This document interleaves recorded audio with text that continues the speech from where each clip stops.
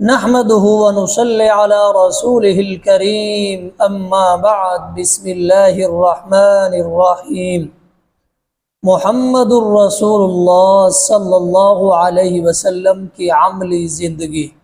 آپ صلی اللہ علیہ وسلم گھر میں اطلاع دے کر داخل ہوتے، اچانک نہ داخل ہو جاتے، لوگ بے خبری کے عالم میں ہوں۔ جب آپ اندر پہنچتے تو سلام کرتے، جب کسی کے ہاں تشریف لے جاتے تو سیدھے دروازے کے سامنے نہ آ جاتے بلکہ دائیں یا بائیں پہلو سے آتے اور فرماتے السلام علیکم ورحمۃ اللہ وبرکاتہ۔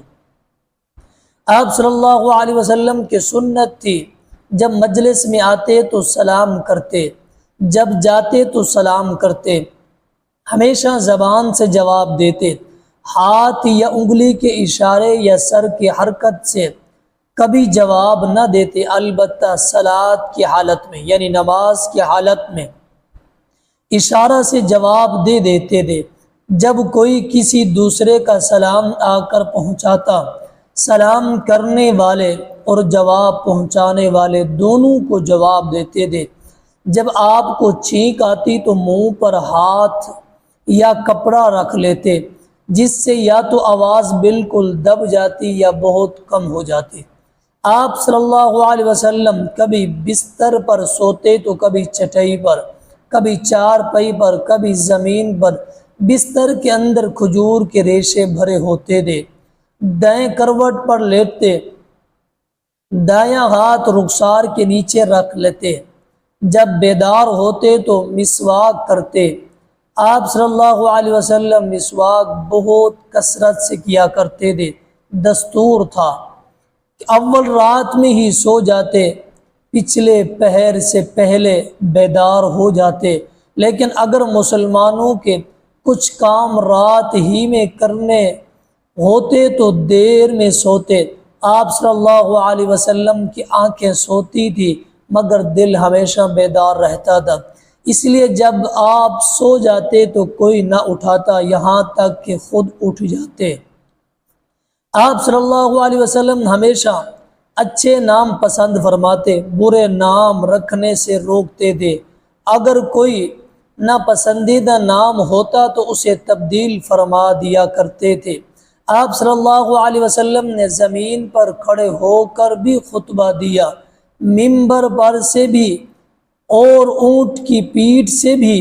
ہر خطبہ یعنی تقریر حمد و ثنا سے شروع کرتے۔ خطبہ کبھی طویل ہوتا تھا، کبھی مختصر۔ خطبہ دیتے وقت کبھی عصا پر سہارا دیتے، کبھی کمان پر۔ آپ صلی اللہ علیہ وسلم نہایت فصیح اور شرح بیان کرتے، ٹھہر ٹھہر کر بولتے، ایک ایک فقرہ اس طرح الگ الگ کر کے بولتے کہ مخاطب پوری طرح گفتگو یاد کر لیتا۔ اکثر جملے کو 3 مرتبہ دہراتے تھے تاکہ خوب ذہن نشین ہو جائے۔ بلا ضرورت کبھی نہ بولتے، اکثر خاموش رہتے، الفاظ ججتے تلتے ہوتے تھے، مطلب سے ایک لفظ بھی کم یا زیادہ نہ ہوتا تھا۔ اگر کوئی بات ناگوار ہوتی تو چہرے کا رنگ بدل جاتا تھا۔ بد خلقی، سخت کلامی، فحش گو، شور و غل سے آپ بہت دور تھے۔ ہنسی بس یہاں تک تھی کہ لبوں پر مسکراہٹ زہر ہو جاتی، اگر بہت زیادہ ہنستے تو بانچیں کھل جایا جاتا۔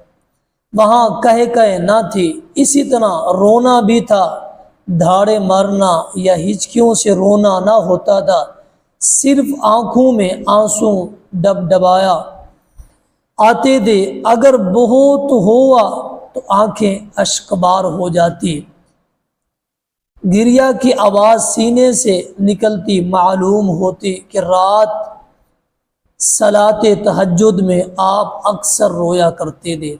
آپ صلی اللہ علیہ وسلم تیز رفتاری سے چلتے، ایسا معلوم ہوتا گویا کہ ڈھلوان پہاڑی پر سے اتر رہے ہیں۔ آپ جوتا پہن کے بھی چلتے اور برہنہ پاؤں بھی دستور تھا جب صحابہ کرام رضی اللہ تعالی عنہما کے ساتھ ہوتے تو انہیں آگے کرتے، خود پیچھے چلتے، کمزوروں کو سہارا دیتے، پیدل چلنے والوں کو اپنے ساتھ سوار کر لیتے، ان کے حق میں دعا فرماتے تھے۔ نشست میں بھی کچھ خاص اہتمام نہ تھا، کبھی فرش پر بیٹھ جاتے، کبھی چٹائی پر، کبھی زمین پر، لیٹنے میں بھی کوئی خاص اہتمام نہ ہوتا تھا۔ وَمَا عَلَيْنَا إِلَّا الْبَلَاغُ